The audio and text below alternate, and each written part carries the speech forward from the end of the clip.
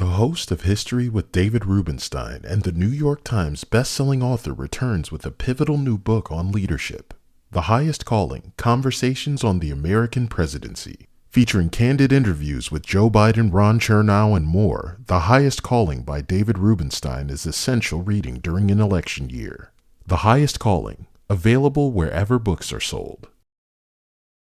Anytime Fitness is for real people with real fitness goals. I mean, let's be honest. Most of us aren't training for marathons, or half marathons, or even half marathons. Only time most of us are running at all is if we're trying to make a connecting flight. Wouldn't have been late if we didn't stop to buy a headphone dongle. Point is, you gotta be ready. You do not want to deal with rebooking. Anytime Fitness, where real people help you make real progress. Join today and get a plan for training, nutrition, and recovery.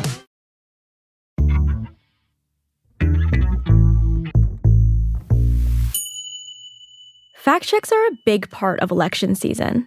What's worth fact checking? What's the best way to fact check? These are editorial decisions that media organizations encounter all the time. In 2010, a political science paper came out that made people worry. It suggested fact checks might actually make people dig in their heels. What if telling people they're wrong makes them double down rather than change their minds? For years after these findings rocked the world of political science and media, other researchers tried to replicate them, to little success. My name is Jerusalem Demsis. I'm a staff writer here at The Atlantic, and this is Good on Paper, a policy show that questions what we really know about the world. One strain of conventional wisdom seems to treat fact checks as either worthless or, worse than that, actively harmful. My guest today offers some hope and some evidence that even in polarized times, people are open to new ideas. Yamil Velez is a political scientist at Columbia University, and in a new paper published in the American Political Science Review, he and his co-author Patrick Liu find that persuasion is possible, even on deeply held beliefs. Yamil, welcome to the show. Hi, Jerusalem. Nice to chat with you today. Yeah. So I want to start our conversation back in 2010 when political scientists Brendan Nyhan and Jason Reifler publish When Corrections Fail. So they run 4 experiments where participants read mock newspaper articles with a statement from a political figure that reinforces a widespread misperception. They're then randomly assigned to read articles that include or don't include corrective information, like a fact check, right after that statement. And they focus at the time on hot button issues like the war in Iraq, tax cuts, stem cell research. They are looking to see what happens when these fact checks actually are presented to people. So can you tell us a little bit about what they find? Yeah, so I think this paper had some pretty significant ripple effects across the discipline and across, I would say, fact-checking more broadly. The, I think, most worrisome conclusion from the paper is that if you try to correct people, especially those who have very strong beliefs about a given topic, that they actually end up doubling down and reinforcing those beliefs. And so factual corrections, what a lot of the news organizations do, can backfire and actually strengthen convictions as opposed to leading people toward the evidence. So maybe the best known part of the experiment had to do with whether Iraq had WMDs, the weapons of mass destruction. This was a key rationale for the Bush administration's war in Iraq, and it turned out to be false. Iraq had no WMDs. And it's worth mentioning that they're conducting this experiment, while the war is going on. So it's like salient, it's a pressing political issue. They test out the fact check on this WMD claim, and what they find are these heterogeneous effects, right? So people who are, conservative, they're right of center, they get the fact check, and they become more likely to believe that Iraq had WMDs, right? So the correction backfires on them. But everyone else either updates in the correct way or doesn't really change their views. I mean, what is that? What do you take from that? So in that particular experiment, I think that, given the salience of weapons of mass destruction in, I would say, the early 2000s to the mid 2000s, the concern there was that, even though there was pretty significant compelling evidence that weapons of mass destruction were not discovered, that there would be people who nonetheless end up strengthening their convictions, their initial kind of beliefs about the facts of the matter when confronted with some pretty significant, compelling evidence. I would say that one of the most important aspects of that study was that this was not uniform, right? Some of this depended on the strength of people's pre-existing convictions. And so the conclusion to be drawn isn't necessarily one that, fact checks don't work, right? It's more that there may be people who possess very strong opinions on a given issue that when confronted with factual correction might then actually double down. Yeah, and I mean, you mentioned earlier, that there were ripple effects across the discipline and, in the media as well. Can you talk us about that? Like, what happened when this paper came out? So, there was an earlier piece by Chuck Tabor and Milton Lodge on motivated skepticism that was published in the American Journal of Political Science that basically tried to make the case that when people confront evidence, they're often processing that evidence in light of their partisanship, in some cases, worldview, their values, their pre-existing beliefs.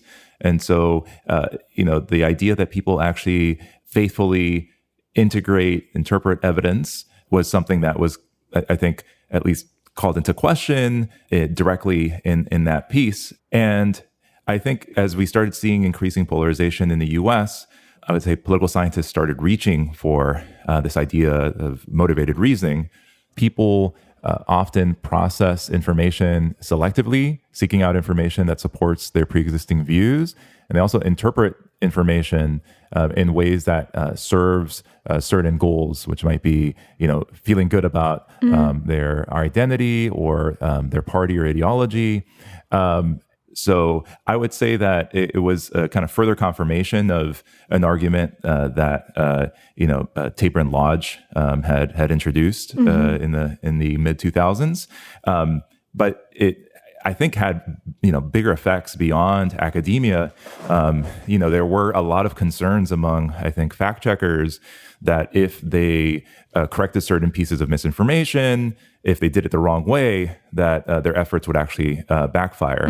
And I think this also rolls into some discussions within fact-checking organizations about this idea of strategic silence, where the theory is that there are certain topics you actually shouldn't cover or give attention to or amplify, with the idea that maybe you might actually be making the problem worse.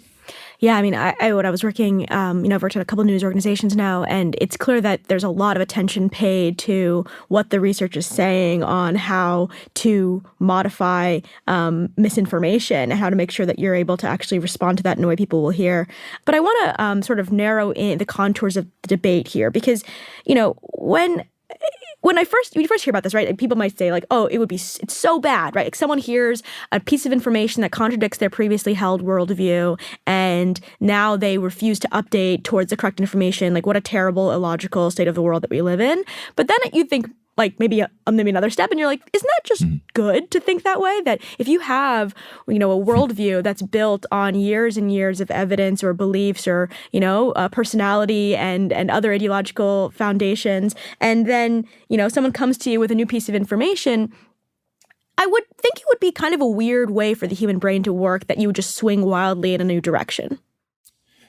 Yeah, and I think, in light of some of the findings about motivated reasoning, there were these broader discussions about rationality. So are people actually logical and faithfully reasoning and taking, the evidence, integrating it and reaching a conclusion?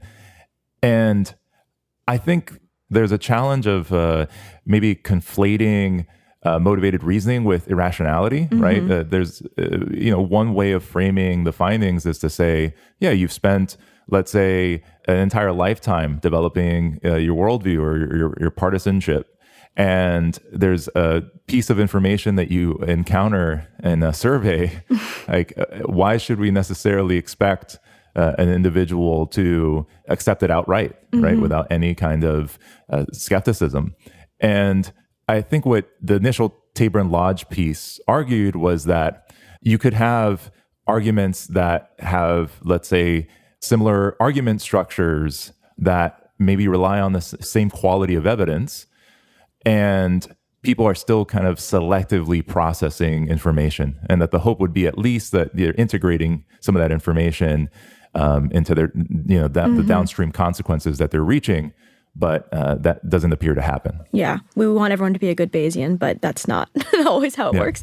But I guess also to help kind of define the contours of the debate, then, it feels like there are different sorts of claims that can be fact-checked, right? Like, there's just types of claims that are like, did Barack Obama, have a fake birth certificate? And was he actually born in the United States? And that's like a fact claim where we could say with reasonable certainty, there is a true answer to this question. So are we specifically just talking about the sorts of fact claims that are, does Iraq have weapons of mass destruction? Was Barack Obama born in the United States? Or are we talking about arguments that often have like a moral or ideological valence that are difficult to actually just say are true or not? Yes, I would say that this is a distinction that comes up in psychology and political science. It's one between beliefs and attitudes, right? Beliefs tend to be what someone considers to be true or false, or a probability that they assign to a current state of the world or a purported state of the world. Whereas attitudes tend to be evaluations that have a target, right? And the idea here is basically a belief that Obama was born, let's say, outside of the United States and therefore was illegitimate. Right, that is a claim about a state of the world, and that falls more into the territory of beliefs. Whereas for attitudes, these are evaluations, right? So, do Republicans have a better handle on the economy?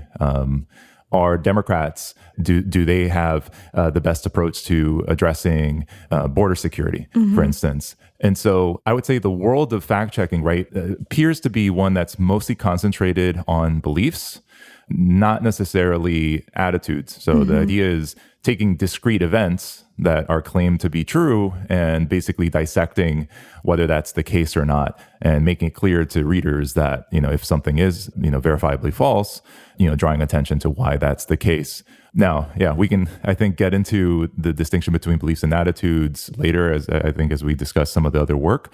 I think that will help clarify one of the, tensions in the literature, which is that with a lot of these studies examining the impact of fact checks, you often find movement in beliefs. So you find that people are now more likely to believe what might be true about a particular state of the world, but downstream consequences on attitudes, things like voting behavior, in the case of COVID, vaccination decisions, that connection is much less strong.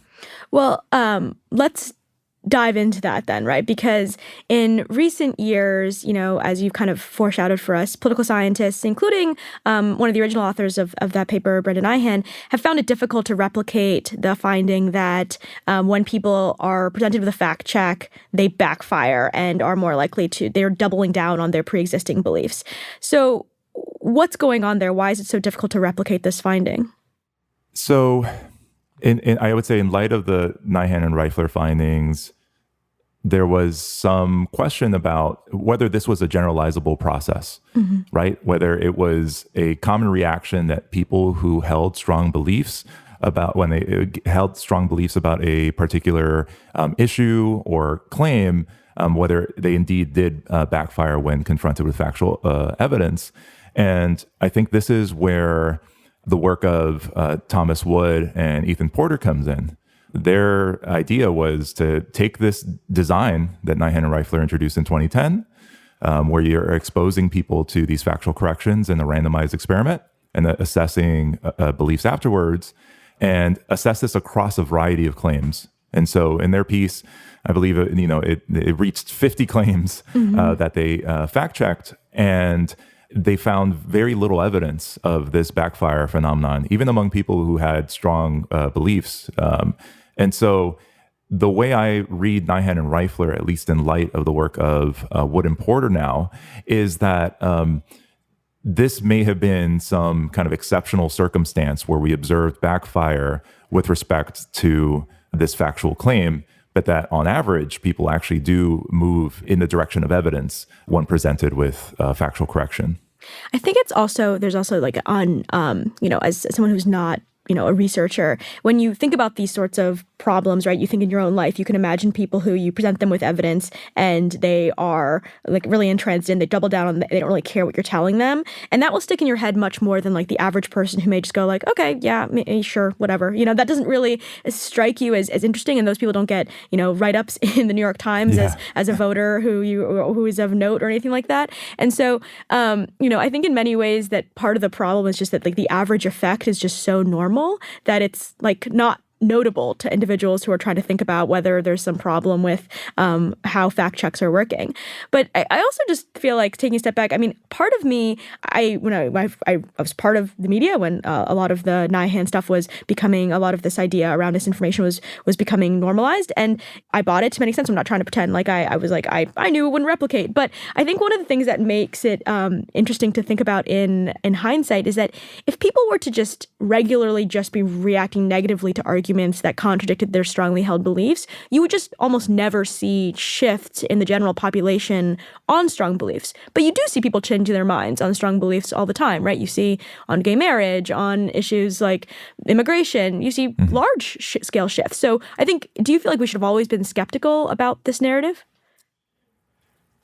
Yeah, hindsight is 2020. I think with some of the rampant political polarization that we see in America, there is a kind of resonance. That argument resonates with us. I think in part because I'm sure, like you said, we can probably all recall that moment in time when we had a heated argument with a family member or friend, and neither of us budge, right? But I think, yes, the idea that people, when confronted with persuasive arguments or, let's say, compelling evidence, that they move a smidge in the direction toward accuracy. Yeah, that's not getting any write-ups in the New York Times, but that might actually be much closer to what ends up happening. So now I want to talk about your paper because it attempts to sort of synthesize a lot of this debate. So what did you find? You and your co-author are looking at this debate. You're trying to figure out how to reconcile the fact that there sometimes is observed backfire effect, but largely not. What do you guys find? Yeah, so I guess I want to speak a little bit to the motivation behind it. Sure. The reason why we worked on that project was because I actually had partnered with Thomas Wood and Ethan Porter on a variety of studies assessing the effects of fact checks on beliefs about COVID-19 and the vaccines as they were being rolled out.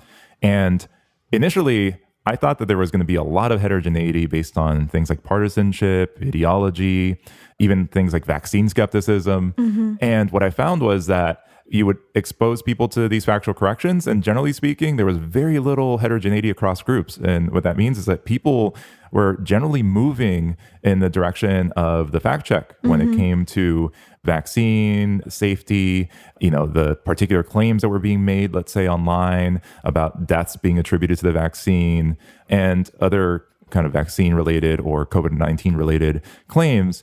And so, I was really struck by that finding, but I was a little dissatisfied in the sense that we were focusing on these fact checks, and in many cases, these fact checks were targeting, I think, beliefs that were probably held by a very small number of people. And what I was curious about was if we, actually targeted people who held extremely strong beliefs about a given issue, whether this kind of process would play out as well. Because, someone moving in response to a belief that they, weakly hold or have never really given much thought to, it's reasonable to assume that people are going to be willing to kind of like just give up the fight if they don't really care that much about a given issue area. What we wanted to do was basically assess, does this backfire phenomenon depend on how much you care about an issue? Can we actually focus on people who have really strong beliefs about a topic?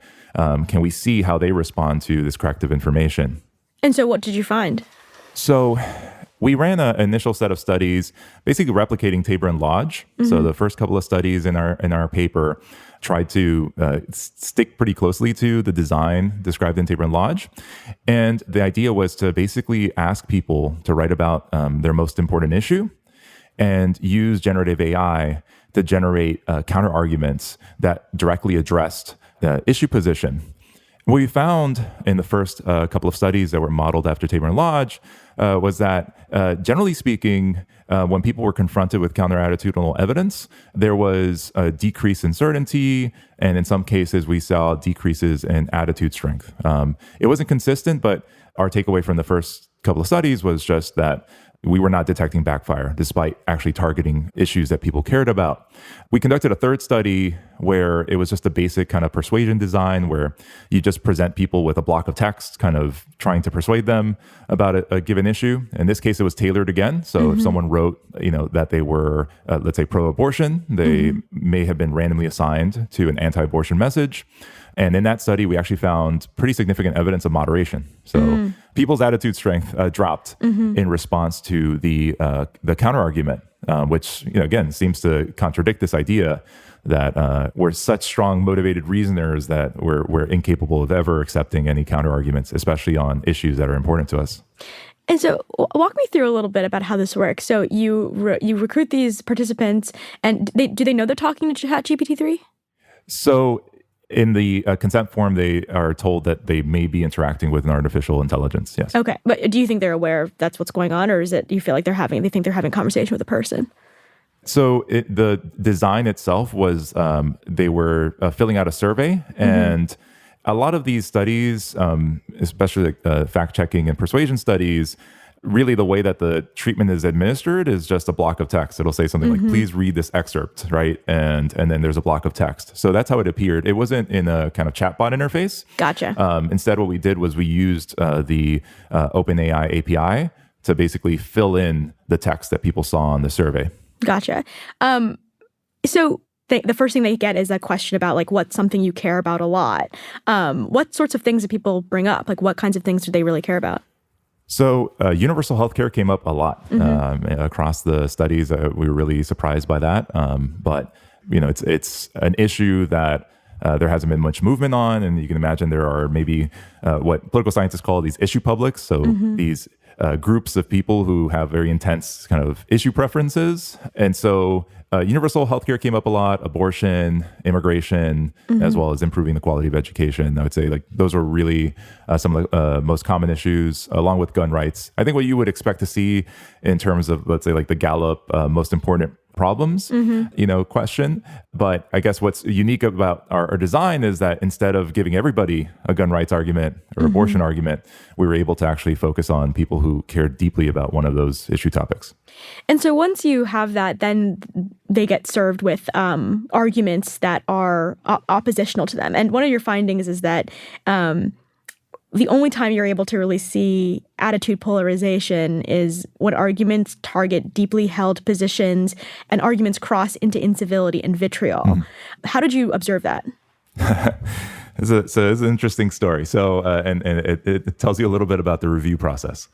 So we submitted the first 3 papers to the American Political Science Review, and then we received our comments from reviewers that I think were leaning into this idea that, okay, sure, you've found evidence of moderation, or at least you're not able to detect attitude polarization, but could it be because your intervention isn't strong enough? That if the intervention was stronger, we would indeed be able to find attitude polarization. And my co-author, Patrick Liu, and I, we thought it was a fair critique, right? Because anybody who's interacted with ChatGPT knows that there is an overly polite kind of approach to argumentation that it uses. And so what we could be observing in some ways is that, yeah, sure, people are not really motivated to fight an argument that seems, fairly logical and anodyne, right? But if it crosses over into incivility, which often we'll see online, and then sometimes people, experience this in their personal lives, maybe that's where backfire might actually operate. And so as a response to the reviewers, we basically instructed GPT-3 to construct vitriolic arguments that were kind of aggressive attacks on people's issue positions. And that's where we ended up observing something that I think credibly shows attitude polarization. We were able to replicate that finding. And it really did seem to be the valence because we conducted a follow-up study where we presented people with the kind of anodyne arguments that we had used in the past, and we weren't able to replicate that polarization pattern. So just make sure I have that. After you'd done this experiment and submitted the experiments for review, people thought that the chatbot needed to be meaner in order to get a backfire effect. So you went back and tried to do that? Yeah, that's right. So when I first read this, first I thought it was funny, the idea that you just told ChatGPT to abuse your participants. Then I was looking at the vitriolic statements that you actually use, and you had an example in the paper. And I want to read it for folks because, this actually seems pretty tame to me. I guess the participant had brought up that they believe that public universities should be tuition free. And the vitriolic statement is, quote, "It is absolutely absurd to suggest that public universities should be tuition free. Are you suggesting that the hardworking taxpayers should foot the bill for every student's education, regardless of their academic abilities or financial situation? This is not only unfair, but goes against the very principles of a merit-based society. Education is a privilege, not a right, and it should be earned through hard work and dedication. By making public universities tuition free, you are essentially devaluing the hard work and sacrifices of those who have paid for their education. Furthermore, this proposal would only lead to a decrease in the quality of education, as universities would not have the necessary funds to provide top-notch resources and facilities. It is time to stop expecting handouts and start taking responsibility for our own education." Now, if someone said that to me to my face when I was having a conversation with them, I think they were like kind of rude, you know what I mean? But if I was still, observing, the average rude Twitter reply, this is like probably the nicest thing I could imagine someone saying. So, yeah. Were you trying to keep it within the bounds of like reasonability? Yes. You don't be too rude to people. But obviously I understand not wanting to attack people's identities or anything like that. But this isn't even one where you're calling them stupid. You know what I mean? So would you expect to see larger effects otherwise, or? Yeah, this is one of those tricky things about experimental design, right? Is you want to keep things as similar as possible while only changing one feature.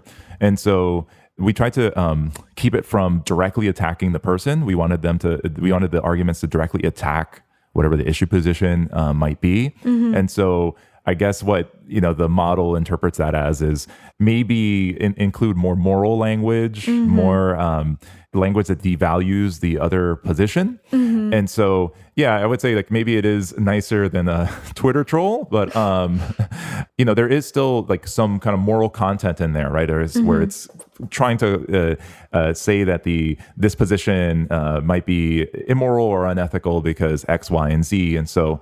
I would say that that's distinct from a fact check that says, well, here's why we should not consider taking a different policy stance. Here's, evidence X, Y, and Z.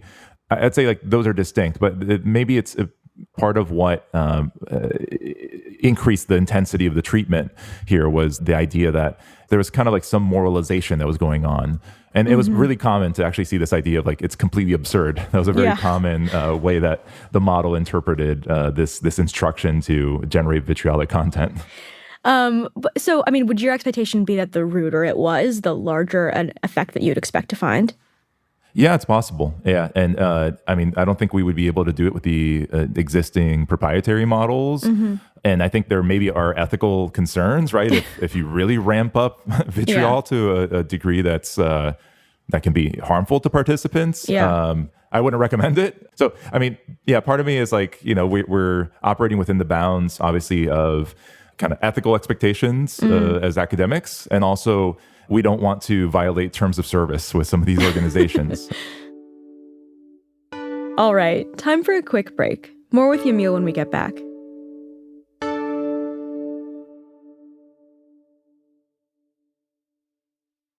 The host of History with David Rubenstein and the New York Times best-selling author of The American Story and How to Lead returns with a pivotal new book on leadership. The Highest Calling: Conversations on the American Presidency. David Rubenstein interviews living presidents and top historians and journalists as they reflect on the role of the U.S. Commander-in-Chief.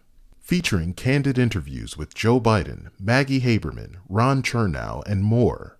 The Highest Calling by David Rubenstein is essential reading during an election year. The Highest Calling, available wherever books are sold. Anytime Fitness is for real people with real fitness goals. Let's be honest. Most of us aren't training for marathons, or half marathons, or even half marathons. Only time most of us are running at all is if we're trying to make a connecting flight. Wouldn't have been late if we didn't stop to buy a headphone dongle. Point is, you gotta be ready. You do not want to deal with rebooking. Anytime Fitness, where real people help you make real progress. Join today and get a plan for training, nutrition, and recovery. I wonder how this sort of works in the real world, right? Because when you're coming across multiple different quote unquote fact checks, there's classic ones where you might read one in an article and see a fact check of a candidate. You might see a friend of yours say oh, actually this thing isn't true that you posted on your Instagram story. But also it's often just a bunch of things interacting at the same time. So you'll hear a politician say something, another politician say something else, a media organization say something, siding maybe with one of the politicians. I mean, this ends up being sort of everyone's fact checking all the time in multiple directions. So do we have evidence of how this actually operates in the real world? Are there messengers that are more credible than others? Why would we, how are people actually changing their minds on net, given they're getting multiple different fact checks from different angles? Yeah, it's a great question of how we translate these survey experiments into the real world. And I think the biggest challenge with that is actually being able to track media consumption, which is really challenging over time. So are you asking about, whether there's a study that allows us to get at how people respond to different pieces of information over the course of a campaign? Yes, exactly. Okay. So if you're hearing on immigration from, Kamala Harris that she's really cracking down on the border, and then you're hearing from Donald Trump that no, Kamala Harris actually is responsible for the border problem, and then the New York Times is well, there's some truth to both of these things. You know what I mean? How does this actually work in the real world when fact claims are being bandied about within a political context, and there's a bunch of different actors making different sorts of arguments? Yeah, the challenge of studying that is really isolating how a piece of information differs from the media environment that people are self-selecting into. And so experimental designs, I think, are the best we can get in terms of assessing these effects for an individual piece of information. Now, I would say that we often tend to reach for the simpler design, where we're just what's the effect of a fact check? What's the effect of misinformation? And perhaps one way of trying to get at these aggregate effects is to expose people to multiple messages. And so this is actually something that we started seeing in the framing literature in psychology and political science, where scholars like Jamie Druckman at Northwestern, I think he's at Rochester now, would expose people to different frames. A lot of the framing literature would just say, okay, there is a campus protest. You can either present it in terms of security or free speech. And one of the, I think, main limitations with that design is that obviously when this is playing out in the real world, people are exposed to different frames, right? And so the work of Druckman and Chang, their contribution, I would say, is to identify how those frames operate with respect to things like the different messages that people are receiving in the context of a campaign. Maybe that's what we need to start doing when we're studying persuasion, is to start thinking about these bundles of arguments that people might see. So that's an interesting research direction, but I think it's very rare in political psychology.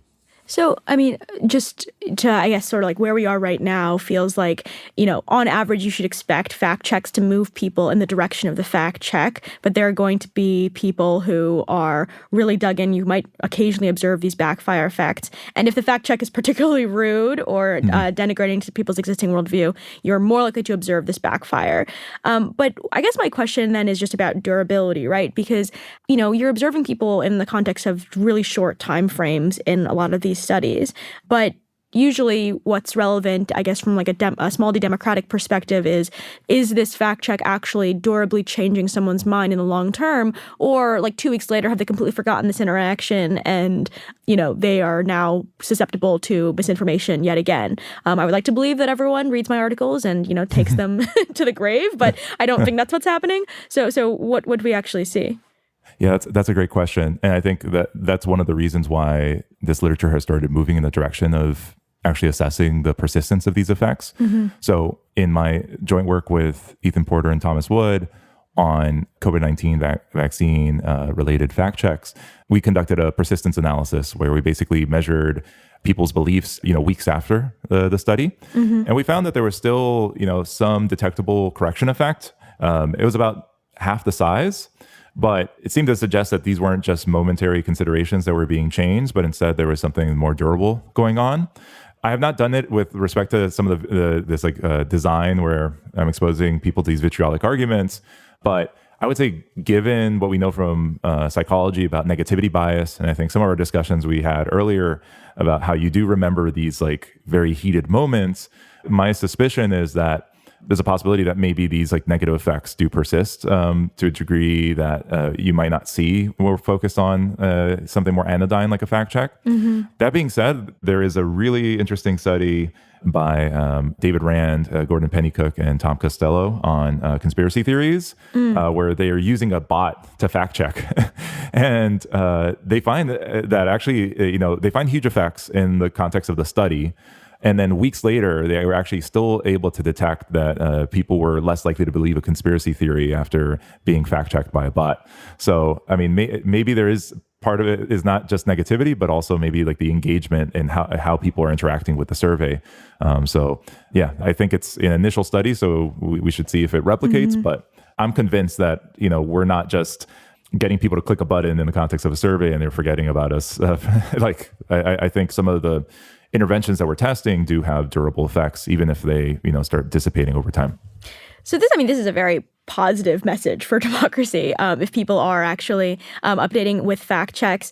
But then I guess my question is, why is it that misinformation persists then, right? Because it not even just, obviously there's always something new. There's always a new thing to focus on. And I get why that would be something that you'd have to constantly fight as media and fact-finding organizations.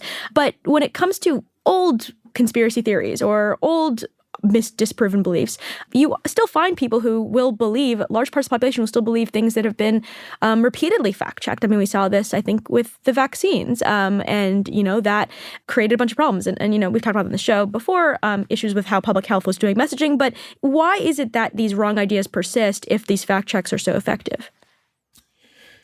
Yeah, that's a great question. So one angle here in terms of trying to understand why we still see, let's say, significant amounts of polarization and beliefs about discrete events or, when it comes to conspiracies, one explanation is if people have access and are seeing these fact checks, we might observe some of these positive effects that we identify in these studies. But because of self-selection into different media environments, it's rare that you're going to get a fact check that actually might target some misconception you have about politics.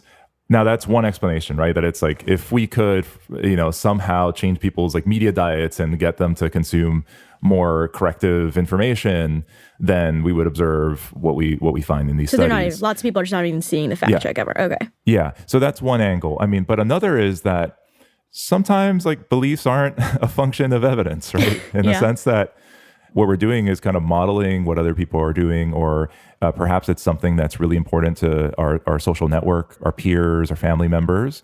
And so the reason why we might have certain misperceptions or misconceptions, it's not because we don't have access to high quality information, but instead, if we were to believe anything else, we would experience social costs. And I think that's something, as hopeful as the work on corrective information might be, I think that's something that is crucially understudied, which is that, as you discussed, like some of these communities of like vaccine skeptics, it might not be solely a function of the information or evidence they're consuming, but instead the fact that they've built communities around certain kinds of beliefs, and any deviation from those beliefs then becomes difficult to, to shake.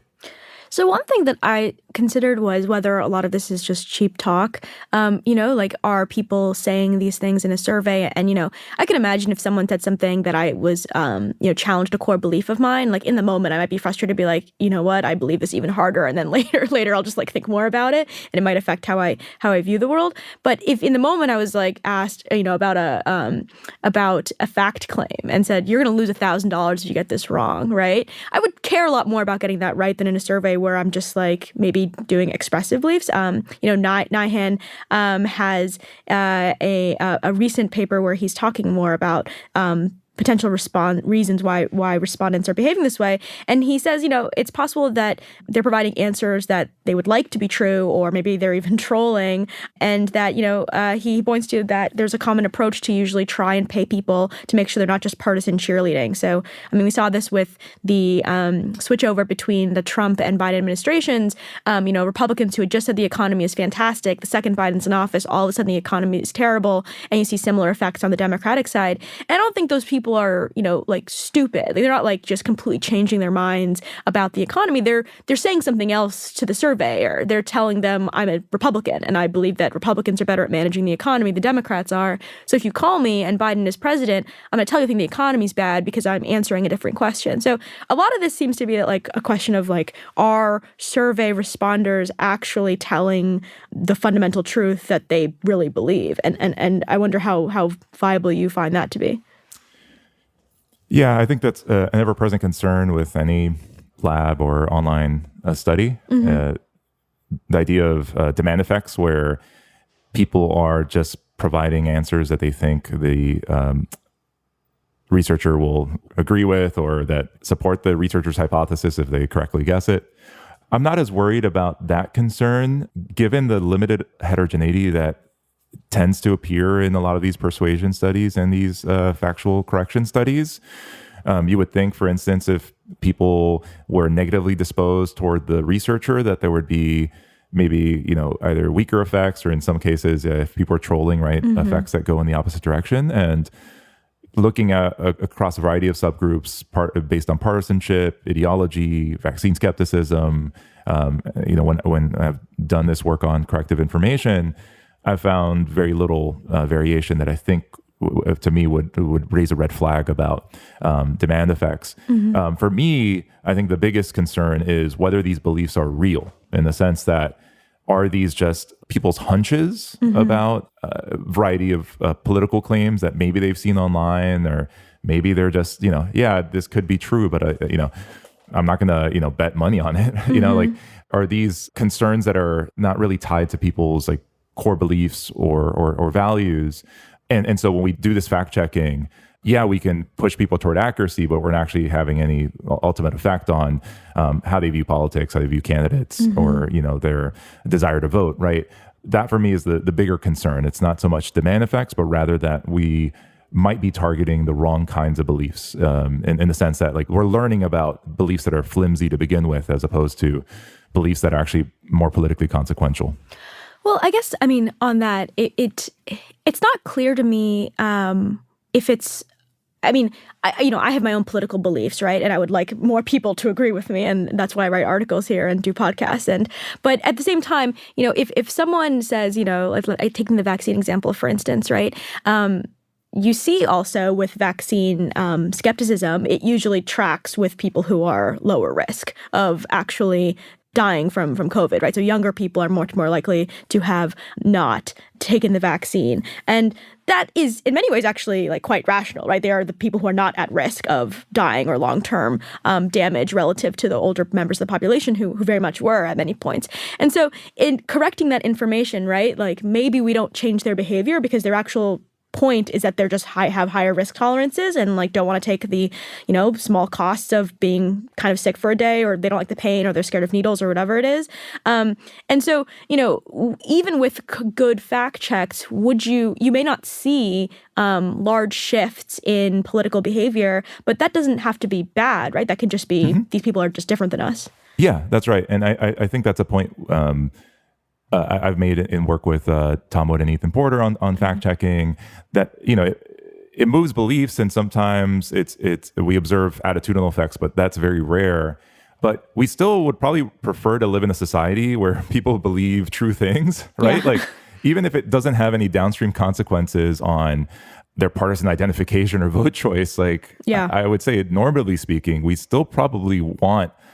We don't want people to go down unnecessary rabbit holes and invest, energy and time into things that are objectively false, right? So even if it doesn't have these huge effects, let's say, on how people vote, or their medical decisions or other life decisions, we still think it's normatively good for people to score higher on factual accuracy, across the board, right? And I think, again, going back to some of the, I think one of the clearest cases of the limits of fact checking is thinking about the decision for folks to go through with a vaccine, right? Like, so we observed in virtually all of our studies, we conducted studies, across the globe, assessing the effects of fact checks, and while we found, again, increases in belief accuracy, there was very little effect on intent to vaccinate. Mm-hmm. And the reason why, at least my suspicion, is that those pieces of misinformation, for instance, like mRNA vaccines modifying your DNA or whatever was floating around at the time,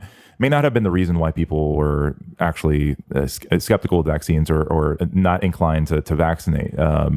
It may have been deeper beliefs about whether they trust, the government or trust pharmaceutical companies, right? And those are not the beliefs that fact checks might directly address, right? And so that's the way I've tried to reconcile, right? The limits of fact checking is like on the normative side of things. I think, again, like we probably would prefer to live in a society where people believe true things. And then in terms of the like more practical question, I would say that fact checks have a space in society. They're important, but it's also we can't expect them to have these huge effects on how people behave in society, because many of the behaviors that we engage in are not solely a function of something we read online last week. It's not a solution to all of the ills that are afflicting democracy, but that it moves us toward maybe a society that we might want to live in. Well, our last question is always the same. What is a belief that you once held that turned out to only be good on paper? That's a great question. Yeah. Okay. So actually, I just came back from a semester at Sciences Po in Paris. In the past, I had experienced it during the beautiful summer months. And we were there during probably one of the grayest winters ever. And so I guess I came to learn that Paris was, just as gray as some of the, Northern European countries you always hear about. It's actually funny. I actually really just, I went to Italy in like mid-July, and I don't know. I feel like a lot of people do not check the weather before they're going to a place. Yeah. And it was extremely hot. But that's it has to be something better. Sorry. I don't know why I'm struggling with this. No, it can be hard. It can be hard. There are clearly times that have changed my mind. Well, I should hope so. Your entire research base is kind of... I know, exactly. So after the show, Yamil wrote to us with his actual good on paper answer, which I think New Yorkers will find very relatable. He told us that he expected having a car in New York would offer the freedom for weekend trips and easy visits to the boroughs, but quickly encountered the reality of alternate side parking. He added, "I no longer have a car." Good on Paper is produced by Janae West. It was edited by Dave Shaw, fact-checked by Anna Alvarado, and engineered by Erica Huang. Our theme music is composed by Rob Smirsiak. Claudia Nabade is the executive producer of Atlantic Audio, and Andrea Valdez is our managing editor. And hey, if you like what you're hearing, please leave us a rating and review on Apple Podcasts. I'm Jerusalem Dempsis, and we'll see you next week.